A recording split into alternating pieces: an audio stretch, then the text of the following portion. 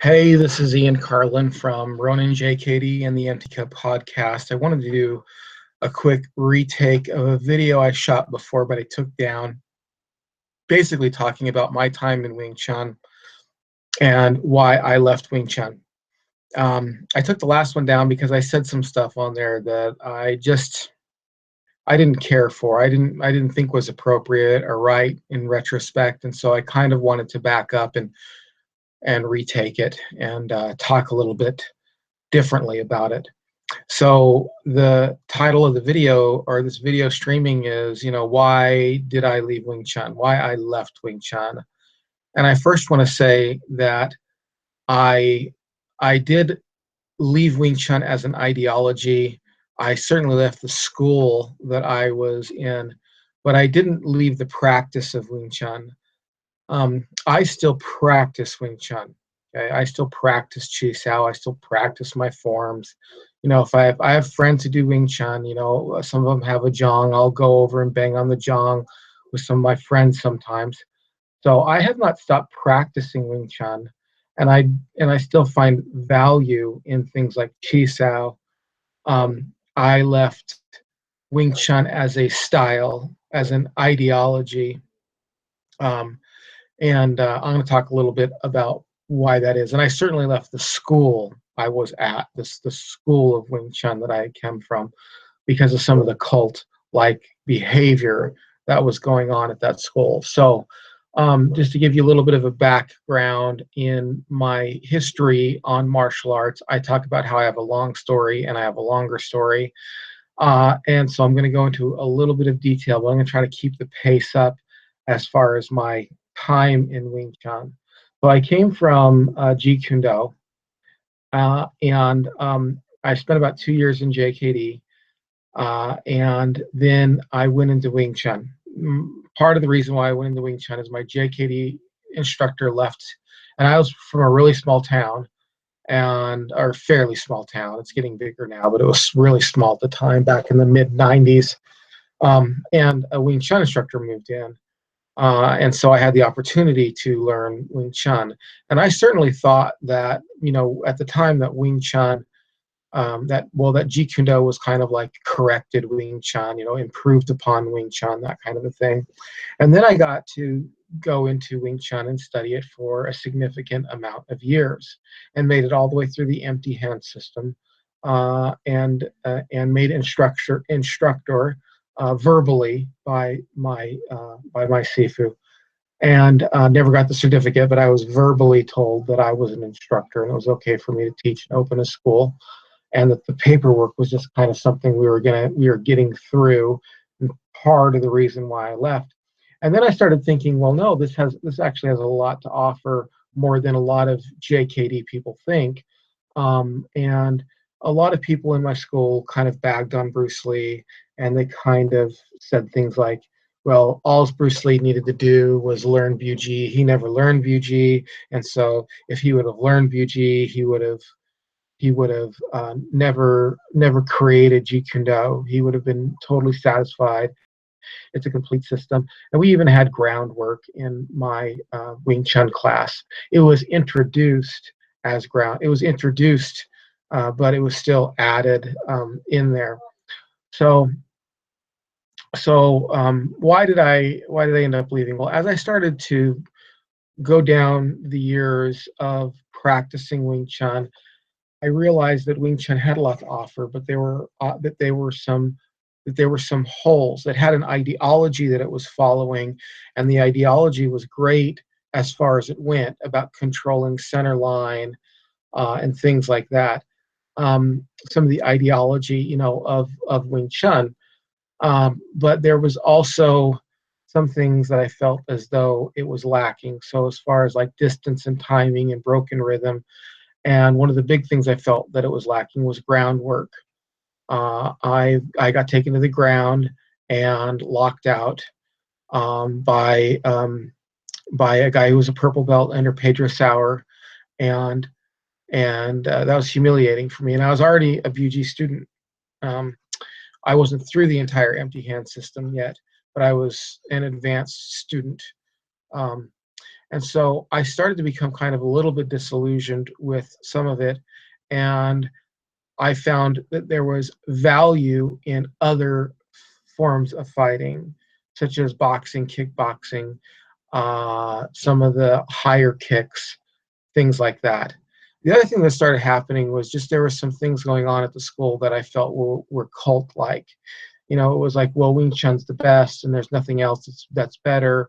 And um, and if you practice Wing Chun, if you practice anything but Wing Chun, we're going to kick you out of the school. That certainly was was an issue that happened during my time there, and they were always bagging on other systems. And I was thinking, well, why are you doing this? You know, because I had a kind of a rich background in other martial arts, and I still found that you could um, use a lot of other martial arts in fighting, and that there were times when I would fight that I would start using some of my other martial arts. And I thought, well, you know, sometimes my just jumping in and making contact and then trying to control the hands and control the center line through the hands and punch them out, um, what didn't always work. And sometimes there are people who, you know, were using broken rhythm on me, who could hit me at any time, and I wasn't always able to close the distance appropriately. And so, you know, I'd come back and talk to my instructors about this, and they would say things like, well, you just need to close the distance better than they can escape the distance. And I thought, well, that's, you know, that's really, you know, elaborate. It's really high level philosophy, but it doesn't actually work in real life a lot of times. I don't always close the distance as well as the person can back up or dart to the side. And I thought, and I started thinking, well, I can, you know, there are times where I can reach a person with a high round kick fairly quickly, and that's not part of the, you know, the classic Wing Chun system. So I started to leave it as a system, and started to adopt some other ideologies. And then I started to leave that school because that school was getting a little bit too cult-like. There were some things going on at that school that I didn't really appreciate. There was stuff going on with money, and you know, basically the instructor wanted you to sign um, uh, that if you opened a school, he wanted you to sign papers that basically said that if you opened a school, he was half owner in it. And I was already teaching Wing Chun at a school, and it was like I was teaching Wing Chun at a private school for their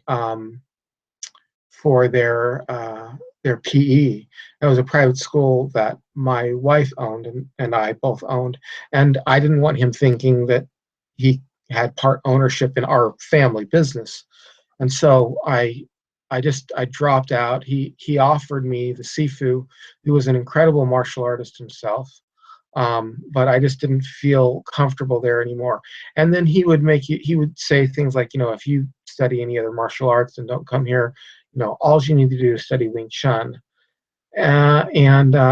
So I have a rich background, and like sometimes my JKD instructor would come into town, and I would still work out with him, and I would go back to Wing Chun, and I'd feel a little guilty. I thought, I don't need to feel guilty, you know. I came here to learn Wing Chun. I didn't come here to join a cult. Um, so there was a little bit of that going on, and then the final straw was also some of the weapons. By the time I left Wing Chun, I had made it through the entire empty hand system. All that at least my school had to offer as far as Sulam Tao, Chum Cube, UG, and their applications. I was in the middle of like the first three sections of the Zhang, no, the first four sections of the Zhang. And I was like, I can learn the Zhang at any time. And I was starting to learn the pole. And there was another guy that was in town that knew Sayak Kali. And I just I wanted to learn something a little bit more realistic with knives and with sticks, and was something I thought you would actually run into. Now, I know all the time people say, well, if you have an 8-foot pole, you can still use the principles of the 8-foot pole with a smaller weapon. If you have two butterfly knives, you can use the principles of those butterfly knives with a smaller more practical weapon. But my retort to that is, well, I can skip all that, and I don't have to learn any of that. I can learn the principles of fighting with the 5-foot staff or a 4-foot staff. I can learn the principles of knife fighting with a real knife or with a more realistic blade that you're going to encounter. So I didn't have to learn, the two large knives in order to be able to fight with one small knife. I could just skip that and go to one small knife. And so I was a little disillusioned about some of the weapons training. And I was disillusioned, not disillusioned, but it just wasn't practical to me. I thought it was great as an art. Certainly thought there are principles that can transfer over, but I was done. I'd learned the empty hand system as it was offered to me. And so I was looking to explore with knives more. And so I wanted to do something a little bit more realistic. The other thing is that often in my school, chi sao wasn't looked at as a tool, but it was looked at really as the measure of a fight. If you were good at chi sao, you were good at fighting. And that's just not true.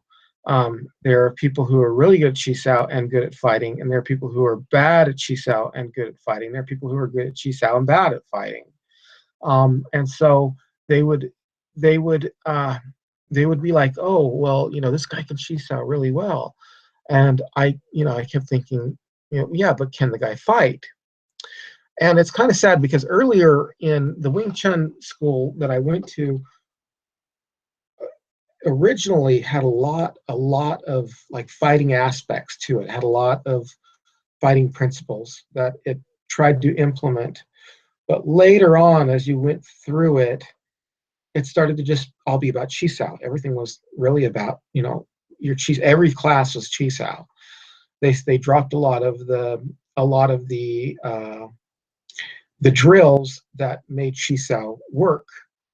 Or kind of brought chi sao into a real world application, and they would just do chi sao, and then you just get good at chi sao. And so I didn't like all the training methods.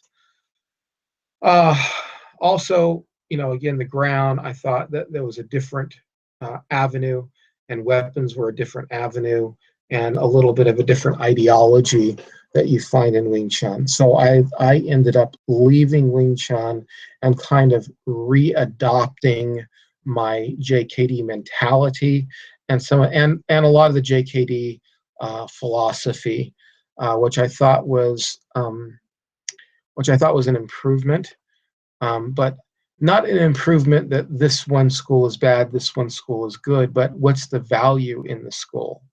What is the value of this?